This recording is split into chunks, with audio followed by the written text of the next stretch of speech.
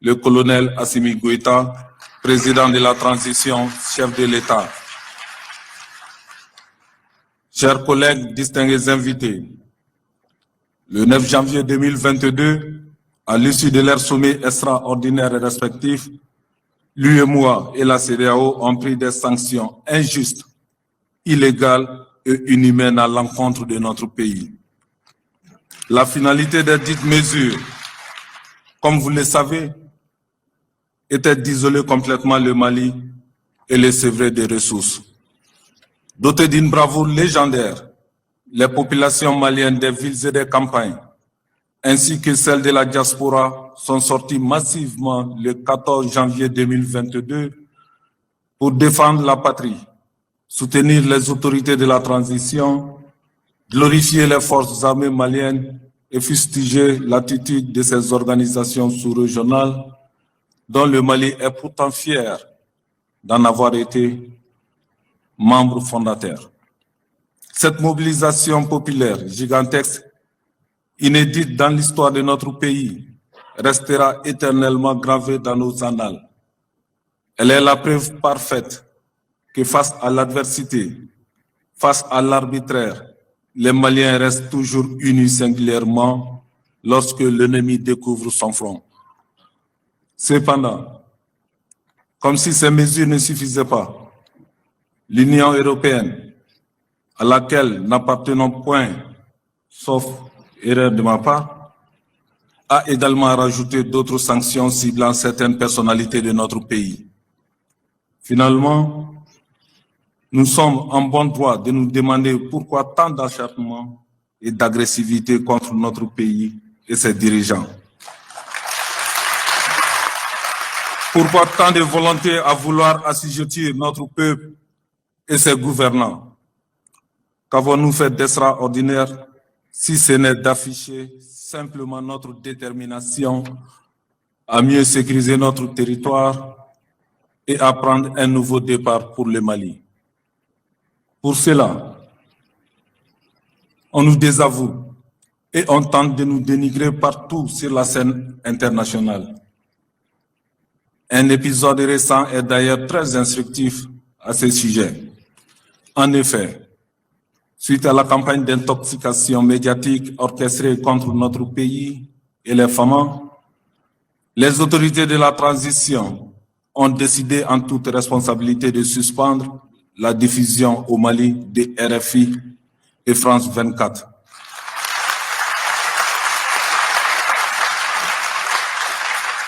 Il n'en fallait pas davantage pour pousser le président français à avouer publiquement ce que l'opinion soupçonnait depuis fort longtemps. Oui, mesdames et messieurs, cela a été juste suffisant pour exposer encore au grand jour l'influence coupable dont la CEDEAO semble faire l'objet, spécialement sur le dossier du Mali. En effet, lors de sa conférence de presse de campagne du 17 mars 2022, diffusée sur la chaîne BFM TV, le président Emmanuel Goïta, je vais dire Emmanuel Macron, excusez-moi, déclarait grosso modo sur le sujet, je cite, « J'en appelle à la CEDEAO, l'organisation régionale et à l'Union africaine pour prendre des décisions qui conviennent et que la France appuiera, comme nous l'avons toujours fait à chaque fois. Là, je compte m'entretenir dès demain avec le président Nana Akufo-Addo, président en exercice de la CEDEAO, pour l'appeler à prendre toutes les décisions utiles en la matière. » Fin de citation. Mesdames et messieurs, c'est cela malheureusement la triste réalité. C'est cela la triste vérité. C'est de cette manière sous-marine que les questions concernant le Mali sont traitées. C'est de cette même manière que des coups sont portés à notre pays pour l'obliger à rentrer dans les rats. Mais Dieu veille et les Maliens restent debout sur les remparts comme l'ont fait nos fiers dévanciers, résistants, téméraires des grands empires et royaumes du Mali. Entre-temps, les pourparlers avec la CEDEAO se poursuivent néanmoins pour accorder nos positions au seul bénéfice du Mali et de la sous-région ouest africaine, car, après tout, nous demeurons un peuple panafricaniste et un peuple de dialogue. Il est clair pourtant que le Mali ne sollicite aucunement un traitement de faveur quelconque, mais souhaite seulement être compris et traité dignement. Nous voulons juste que notre pays soit maître de sa propre destinée, qu'il puisse vivre en paix et entretenir désormais des relations bilatérales ou multilatérales de façon souveraine avec ses partenaires et ses amis. Chers collègues, distingués invités, je voudrais solennellement ici exprimer la reconnaissance et la gratitude des autorités du peuple malien à tous les pays frères et amis, à tous ceux qui, de par l'Afrique et le reste du monde, ont démontré leur solidarité agissante à l'endroit de notre pays. L'occasion est bonne pour féliciter le gouvernement qui a su mettre rapidement cette période d'embargo à profit pour diversifier les opportunités économiques du Mali. L'occasion est bonne également pour saluer toutes les initiatives prises par le gouvernement pour attaquer les sanctions économiques injustement imposées à notre pays devant la Cour de justice de l'UEMOA. Le sursis à l'exécution des dites sanctions, décidé par cette Cour le 24 mars 2022, en dit long sur leur illégalité et la force des arguments développés par l'État malien et ses avocats, à travers lesquels je félicite tout le barreau malien. En dépit des conséquences souhaitées par les décideurs de ces sanctions contre notre pays, et en dépit de l'attitude malveillante de ces mêmes décideurs qui continuent, malgré le verdict de la Cour, à nier l'évidence et à persévérer dans l'illégalité manifeste, nous réaffirmons tout notre attachement et notre foi à la capacité de résilience du vaillant peuple malien. Chers collègues, mesdames et messieurs, nonobstant toutes les turbulences de parcours que connaît notre pays, force est de reconnaître que la transition malienne se poursuit sereinement et avec responsabilité vers son but ultime. La loi portant révision de la charte de la transition que le CNT a adoptée le 21 février 2022 rentrait d'ailleurs dans ce cadre. Cette révision, faut-il le rappeler, résultait de la nécessité de procéder à certains ajustements indispensables à l'atteinte des objectifs majeurs de la transition. En tout état de cause, je me dois de signaler que les autorités de la transition ne faibliront jamais pour relever les défis inscrits dans la charte révisée de la transition. Je l'ai toujours dit, et je me permets de le redire cet après-midi, l'ambition de tous les auteurs, de tous les acteurs, du changement est de faire en sorte que le Mali ne retombe plus jamais dans les erreurs et les errements du passé. En décidant d'intervenir le 18 août 2020, nous, acteurs militaires, avions déjà sacrifié notre vie pour une cause que nous croyons juste, salutaire pour la survie de notre pays. Aujourd'hui, plus que jamais, nous sommes déterminés à donner notre vie, notre sang s'il le faut, pour préserver l'intégrité et le renouveau du Mali. Nous ne sommes pas dans cette transition pour le plaisir et nous n'attendons pas non plus la laisser dérouter. Notre souhait le plus ardent est que tous les Maliens se joignent aux autorités de la transition sous le leadership de son Excellence le colonel Assimi Goïta pour le sursaut national. D'ailleurs, pour la gestion de la transition, nous avons toujours voulu que les fils du Mali y prennent une part active. Ceux qui ont des griefs ou des appréhensions quelconques ont toujours eu la possibilité de les soumettre ou de les exposer à travers les canaux appropriés, tout en respectant les opinions des uns et des autres. J'estime que nos compatriotes doivent plutôt retenir qu'une transition mal conduite est la voie toute tracée vers d'autres remous. Que Dieu nous en préserve. Évitons donc tout acte susceptible de fragiliser la transition, singulièrement au moment où le Mali est en train de trouver sa voie malgré les épreuves et les contraintes de l'ère. À cet égard, le mieux que nous puissions faire ensemble est de continuer sur cette lancée de façon ordonnée et coordonnée afin de consolider les acquis déjà enregistrés. Nous souhaitons donc vivement que cette transition en cours soit vraiment la dernière au Mali. Donnons-nous par conséquent les moyens pour que cela soit.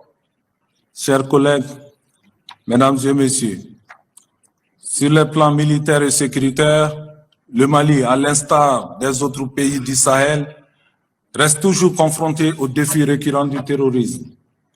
Notre pays, vous le savez, a été malheureusement endeuillé ces dernières semaines par quelques attaques terroristes, dont la plus meurtrière a été celle du 4 mars 2022, ayant pris pour cible le poste militaire de Mondoro. Tout en condamnant à nouveau cet attentat lâche et ignoble, nous saluons la bravoure et la riposte énergique de nos forces qui ont permis d'infliger de lourdes pertes à l'ennemi. Nous réitérons nos condoléances émues à la nation malienne tout entière, à l'armée malienne, ainsi qu'aux familles des vaillants militaires tombés sur le champ de l'honneur. À tous les blessés, nous leur adressons également nos vœux de prompt rétablissement. Au-delà, nul doute que la physionomie de la lutte que mènent les forces armées maliennes contre les groupes terroristes a littéralement changé depuis des mois. En effet, nous notons avec satisfaction que les femmes maintiennent avec constance leur démarche offensive de neutralisation des terroristes et de leurs nids criminogènes.